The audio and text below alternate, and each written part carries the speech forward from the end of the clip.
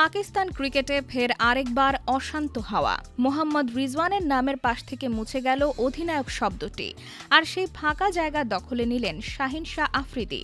বছরখানেক আগেই বাবর আজমের কাছ থেকে অধিনায়কের ভার নেওয়া রিজওয়ানকে এক রহস্যময় নীরবতার মধ্য দিয়ে বিদায় বলা হলো, যেখানে নেই কোনো বিদায়ী শব্দ, এমনকি বোর্ডের বিবৃতিতেও তার নামটি লেখা হয়নি।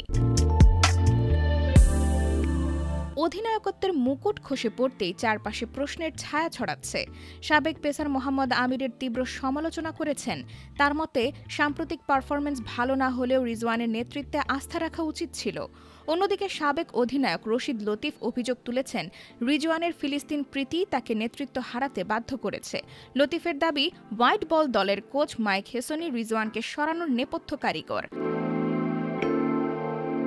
গত কয়েক বছরে একাধিকবার প্রকাশ্যে ফিলিস্তিনের প্রতি সংহতি জানান রিজওয়ান।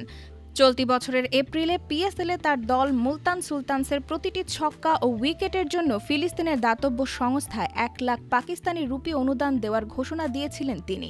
এমনকি 2023 বিশ্বকাপে শ্রীলঙ্কার বিপক্ষে জয়ের পর সেই জয় উৎসর্গ করেছিলেন ফিলিস্তিনের মানুষের প্রতি।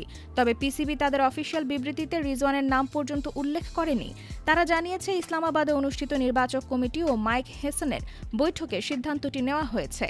অবশ্য এক সপ্তাহ আগেই বোর্ড এক বিবৃতিতে রিজওয়ানের অধিনায়কত্ব নিশ্চিত করতে অস্বীকৃতি জানিয়েছিল। সেখান থেকেই গুঞ্জনের শুরু।